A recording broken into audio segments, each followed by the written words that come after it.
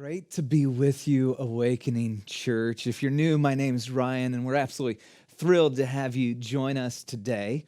Last week, we kicked off a brand new series called Resilient. Now, resiliency is the ability to withstand or to recover from difficult situations and circumstances. And really, what we're wrestling with as a people, as a church, is how do we have resiliency in the face of our current crisis? Now, we're diving back into the book of James, and James was the half-brother of Jesus, the leader of the church in Jerusalem, and he was pastoring the church through their own COVID reality moment. The church experienced intense persecution. They were immediately scattered from their homes. They had economic upheaval, uncertainty. Their lives were turned upside down, and James is penning this letter to them and how to have resiliency and respond and live like a follower of Jesus in the midst of these incredibly trying times. And so he actually addresses 4 critical areas in order for us to have resiliency. Last week, we looked at this. We said resiliency in the face of temptation. How do we have resiliency in the face of temptation? I would ask you to go back, check out that sermon. Today, we're talking about resiliency in the face of destructive emotions. Isn't it true that our emotions have been magnified in this season? It just seems like they're amplified up. I mean, it's not anymore that, maybe this is not how you feel, but this is how I feel, like that we're just tired. It's just like, I'm exhausted. Just like totally wiped out, you know? I'm not just weary or just kind of like, I don't know. I'm overwhelmed, or maybe with SIP, shelter in place, I'm like just over it. And then we find ourselves where we're no longer just disappointed, we're angry. And we're having to wrestle and confront anger in ways that we're not used to, in environments that feel foreign and strange. What do you do with the emotions inside of you? Like, what do you do? How do you respond? More specifically, what do you do with anger?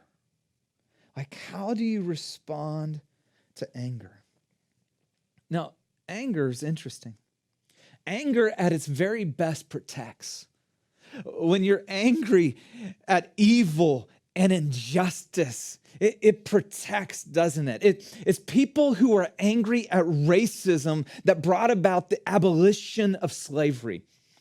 It's people who were angry at the injustice and the evil of human trafficking that said, we're going to sacrifice our lives to do something about it and protect the vulnerable. It's actually, for us as a church, when we look at the circumstances our world are in and the people who are vulnerable and in need at the school that we meet at, and we're angry about those circumstances that allow us to say, man, we want to make a difference. And how do we engage and protect and help those families and give generously? Anger at its best protects. But anger at its worst, it's poison. It pollutes. It's destructive. Anger at its worst destroys friendships, doesn't it? Anger at its worst has caused marriages to unravel. Anger at its worst has caused abuse to be a reality, and relationships fall apart. And so, James is going to tell us in the midst of this crisis, he's going to say, your relationship with anger will make or break you in the middle of this crisis. Your relationship. Now, you probably have never thought about having a relationship with anger. For some, you're like, I don't want to have a relationship with anger. I don't even think I'm an angry person. He's going to say, no. How you relate to anger will either make or break you in this season. And here's the reason why. He knows, being the wise shepherd, that stress, fatigue, and pressure, it magnifies our emotion, and anger at its worst magnifies is lethal. He says your relationship, how you relate, is going to make or break you. So let me ask you, what kind of relationship do you have with anger? Well, Ryan, I don't have a relationship with anger. I grew up in a home that was angry. I grew up with a dad that was abusive. I grew up with people that spewed all over the place, and I don't want to go anywhere close to that. And for others, you view anger as bad and evil, and maybe you grew up in a home that was religious, or that it is wrong to be angry. You're like, I don't want a relationship with anger, because you've seen the dark sides of it. Others, you use anger as a tool, don't you? You may not use it this way, or maybe you would never say it, but you've used it to leverage and get your way, to storm through, bull over people. For others, your relationship with anger, oh my gosh, it feels uncontrollable. It's like an alcohol that just takes over your body, and you're just like, I don't have control anymore. And it's just like this uncontrollable force within you. And for others, your relationship with anger is that of shame. Just the very thought of it just fills you with shame. What kind of relationship do you have with anger? What's interesting is the Bible doesn't ever tell us to not be angry or don't have anger. In fact, what James is going to do is he's going to tell us how to have a healthy relationship with anger. How do we have a healthy relationship with anger so that we can navigate and have resiliency in the face of this trial? And so if you got your Bibles, would you open up to James chapter 1, verse 19, James chapter 1. And let's talk about resiliency in the face of this powerful emotion, anger. Listen to how James begins. He says, my dear brothers and sisters, take note of this. And here's what this word means. He's saying, I want you to be aware. I want you to pay special attention. And here's what it means. And it means to stand in close relation. What I'm about to say, what I'm about to teach in this moment, I want you to keep related closely to this idea. Okay, so what does he say next? He says, my dear brothers and sisters, take note of this. Now, notice, everyone, not just some people, but every one of us should be quick to listen, slow to speak, and then slow to become angry. Quick to listen, slow to speak, slow to become angry.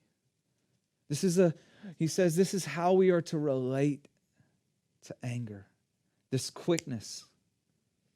This is this intentionally hearing, giving your thoughts to understand the other.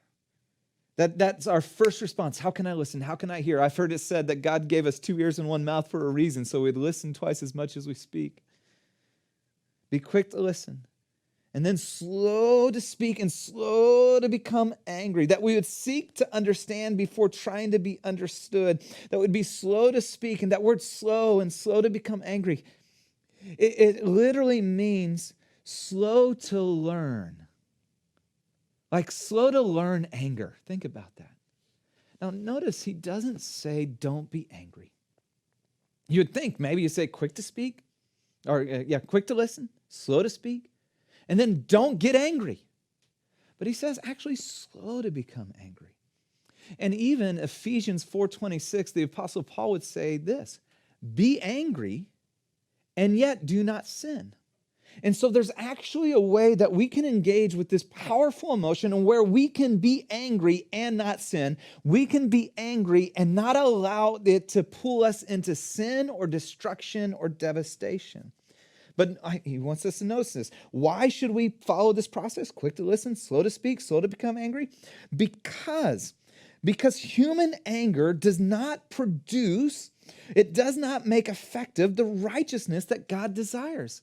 Human anger does not produce or affect the type of life that God desires for you, the type of justice, the type of goodness, the type of purity that God has for you and I, the type of life that is winsome and filled with kindness and caring, the type of life you actually long for and you long others to live. Now, I think it's important that we talk for a second about human anger and holy anger. See, human anger is really anger at its worst, and holy anger is anger at its best. Richard Rohr talks about holy anger this way. Holy anger is an expression of love. Have you ever thought about it that way? And may never be played off against love. It never wants to destroy, but to restore to original justice. It's an expression of love. This is not the anger James is talking about. He's talking about human anger, anger that is self-centered irritation. This is what he's talking about. He says that type of anger does not produce the righteousness that God desires. Then he goes on.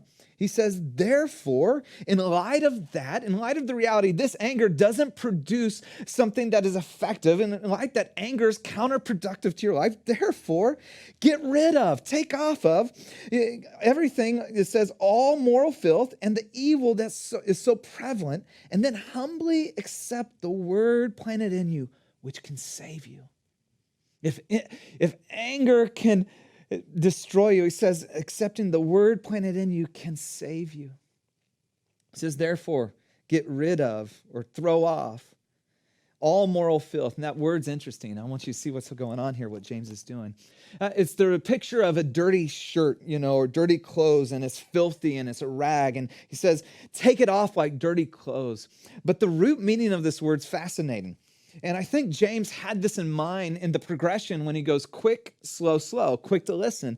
The root word of this, moral filth comes from a medical term and sense of where you had the wax build up in your ears that caused you to be unable to hear.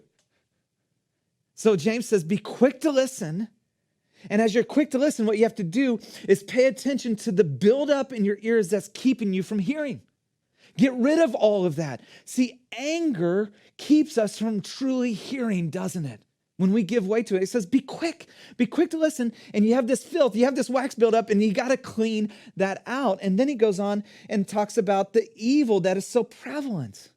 And now this word evil here has this idea of mean-spirited, vicious attitude, where the things that come out of your mouth, see, quick to listen, slow to speak, get rid of the things that are mean-spirited and vicious that would come out of your mouth. And we say things when we're angry, don't we? We say things when we're angry that we would never have wanted to say, but we can never take them back either. He says, get rid of all that and then humbly accept the word planted in you. And some of your translations say meekly accept the word. And we think of meekness as weakness, and it's certainly not true. And he talks about this, and slow to anger, well, meekness, humbly, that word is strength under control. It means to have the power to not be led away by your emotions, not letting your emotions take control. See, James is giving us the recipe for us and how to have resiliency in the face of this powerful emotion called anger. And accept the word planted in you, because when we're angry, our view of life gets distorted, doesn't it? He says you got to get to God's word and what he has to say so that we can really understand what's real and what's right and what's true. And he says when you do that, it'll save you. For many, it'll save your marriage. Right now, you need to hear this word because COVID has put a pressure cooker on your marriage or pressure cooker on your roommates or your friendships, or maybe with people that you're working at. And he says, listen, because this can save you. This can save your relationships. This will save you heartache and pain. For some, this might save your job or your future. It will save your life. If we're going to be resilient, we have to learn how to have a healthy relationship with anger. And so let's unpack this. And so to do that, I want to define anger and then take some time really talking through how do we respond rather than react to anger? How do we respond rather than just simply allow our emotions to give way? Well, in your notes, I gave you two definitions of anger, and they're by two authors. One I really like a lot, but more so because I wanted to give you resources, and it's at the end, because for many, you actually need to grab a book, get a good friend, and start to wrestle through this on a deeper level. The first is by my dad, which we'll have next week teaching for us in part 3 of Resilient, and Dr. Becca Johnson. They wrote a book together, Overcoming Emotions That Destroy, and he gives us a great definition for anger. He says, anger is neither good nor bad. We already talked about that. It's charged. We've experienced that. It's morally neutral. It's an emotional response of protective preservation. Well, Gary Chapman, in his book, Dr. Gary Chapman, gives us a little more unpacking by what they mean by this. He says, anger is the emotion that arises whenever we encounter what we perceive, important word there, underline that if you can, to be wrong.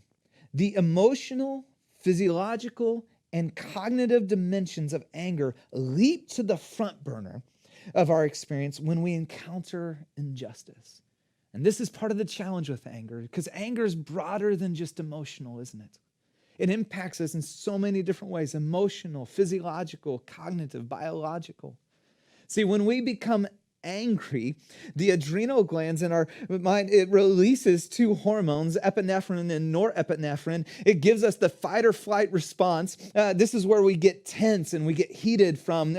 It's our blood pressure rises, our heart rate speeds up, and we have this biological response.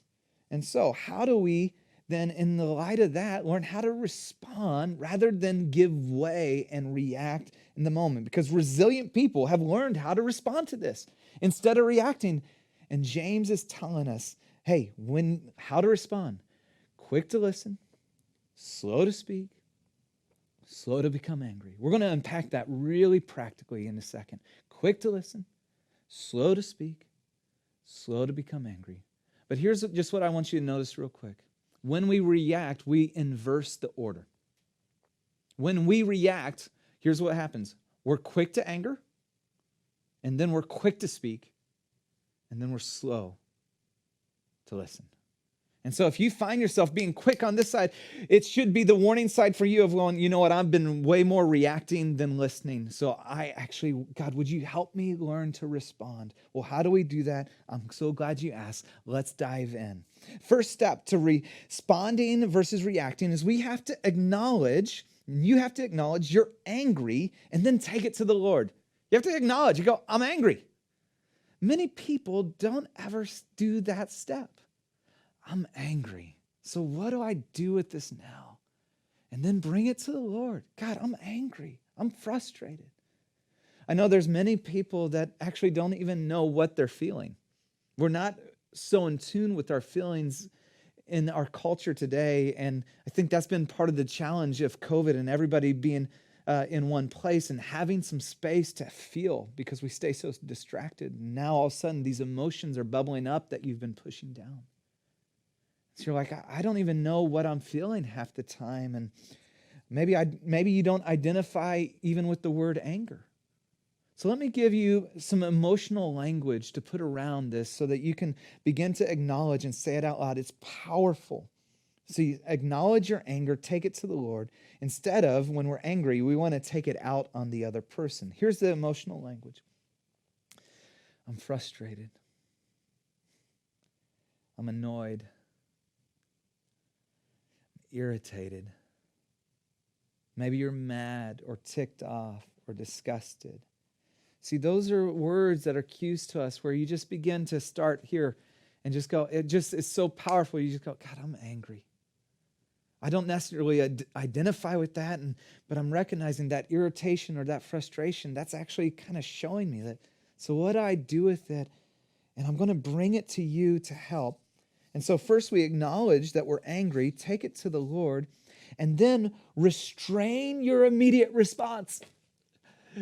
Quick to listen, slow to speak, bite your tongue, because that's what gets us in trouble, doesn't it? I mean, this is what we do. We get angry in that moment, and our immediate response is often our worst response, right? It's the text message you shouldn't have sent. It's the email you shouldn't have spent. It's the social media rage you shouldn't have done. It's the phone call. It's the blow up in the moment. It's your immediate response, and you have to restrain your immediate response. And for some, you're like, I can't do that. It's genetic. I'm an angry person. I'm Irish. It's just anger. Well, take it from Dr. Gary Chapman. He says, we cannot control our bodily reactions. That's the physiological, biological, those releasing of hormones. However, we can control our mental and physical responses to anger. You do have the choice. Restrain your immediate response. See, our immediate response to anger actually happens on a bit of a continuum. And for some, you wouldn't recognize, because of the way you deal with it, that immediate response may not be the best response or healthily navigating this powerful emotion. Let me give you just this continuum of how we react to anger or our immediate response. For some, when your immediate response is to explode, it's verbal, it's physically venting. And then on the far side of the continuum is this withdrawal. This is your response: isolation, silence, and dismissive. And for some on that side, you use withdrawal as a way to get back, get even, or even pay revenge. You're going to withdraw your affection or your voice or your time. And in the middle of this continuum, and we're all along here somewhere of our natural response or our response that we've had when we were kids growing up, or what we saw or what we don't want to be of what we saw.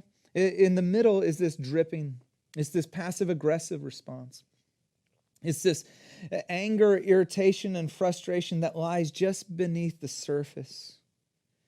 And I think this is challenging. I think this is challenging because when we respond in all of these, for many, we don't necessarily are able to fully identify, except for the exploding one, we can kind of see it, right? But the other ones, in fact, there can be a little bit of a self-righteousness in this. There can be a sense of well, I don't blow up like he does, or I don't do that. And the drippers just allow little passive-aggressive, sarcastic comments. Christians are great at this, unfortunately. We just are able to I'm not going to really deal with this, but I'm just going to say little snide comments. He says for us to have a healthy relationship, to be resilient in the face of this powerful emotion, we have to acknowledge you're angry, take it to the Lord, restrain your immediate response, and then stop and ask, why am I angry really? What's at the core of this? Anger, if you read my dad's book, you'll discover, is a secondary emotion. It points to something else. You're always angry at something or a person or an issue. There's a deeper cause than just anger. And it actually acts a lot like the warning light on your dash that shows you, hey, this is not right. You need to check underneath the hood. So when you're angry, you got to stop and ask before you react, to go reflect and go, okay, why am I angry really? I got to get to the root. Dr. Gary Chapman helps us in his book. I took this from him. He talks about definitive anger and distorted anger. Why am I angry really? What is it? He defines definitive anger this way: as a response to a moral wrongdoing or injustice. This is sparked by a violation of laws or moral code. It's the drunk driver that careens into a car. It's the abuse. It's the cheating. It's the fraud and the lying. It's the racism. He says that's definitive anger. And many times that anger is in which we have to process with Jesus still, but it can spur us on to a protective response. Distorted anger is much of the way we have relationally with one another. It's not so much that there's a moral wrongdoing or injustice, but it's a perceived wrongdoing. See, distorted anger, it comes from people who've hurt us. It happens with stress and fatigue, maybe unrealistic expectations of where we feel frustrated or disappointed. See, it means we're just kind of seeing it through our lens, and then making a moral judgment on it. For example, distorted anger is when we're angry because of circumstantial evidence. Maybe I've done this plenty of times. I didn't have all the facts. I didn't understand it all. And I got angry at this issue or at their response or what happened there. And when I learn all the facts, I go, oh my gosh, I'm so sorry. I shouldn't have been angry about that. And if we allow that to happen, what happens is then we make assumptions about their presuppositions. We assume their motives. You ever done that? You see someone's activity and then you jump to conclusions about why they're doing what they're doing. And that's distorted anger. Or maybe we make generalizations. He always does that, or she never will. And those generalizations, that's distorted. That's not true. It begins to categorize and cast people in a certain set and lens and view, or it's our unmet or unrealistic expectation.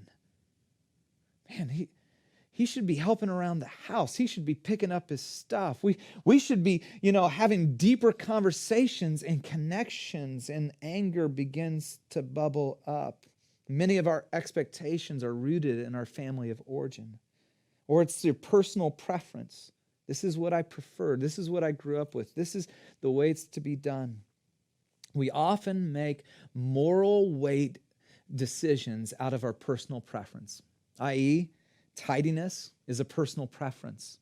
It doesn't mean they're morally a bad person. There's plenty of untidy people in this world, and they're great people.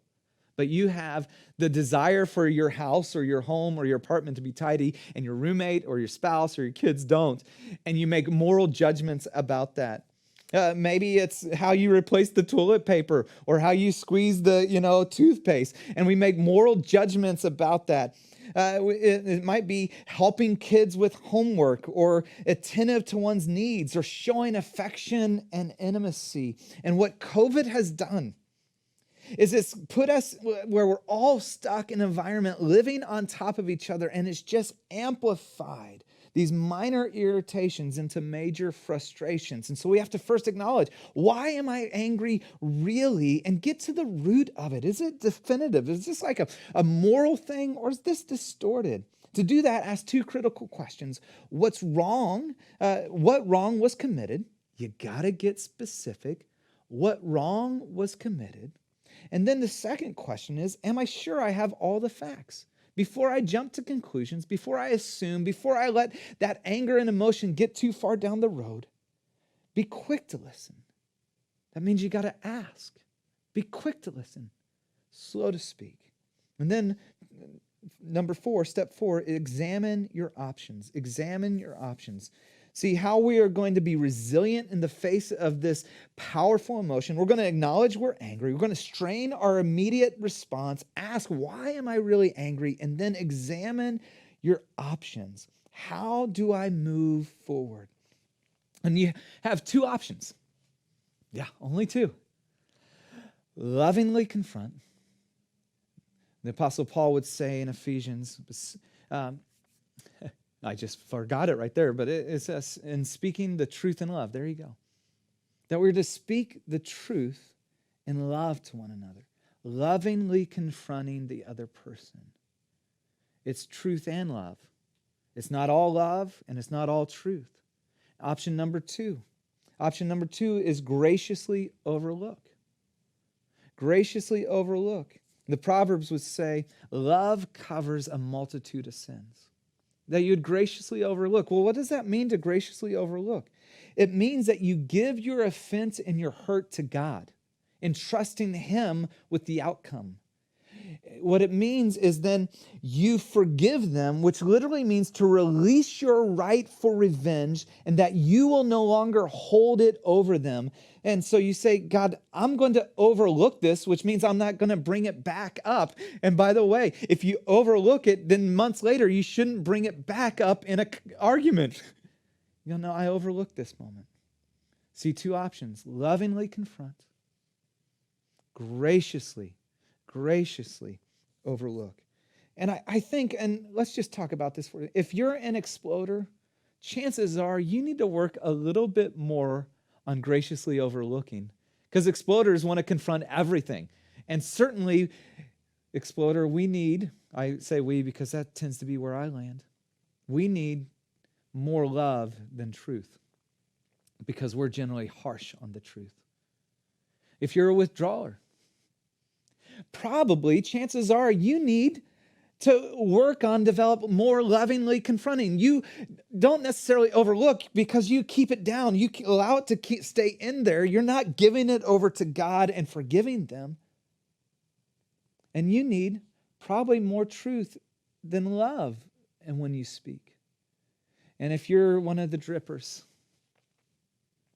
chances are you need to choose one or the other.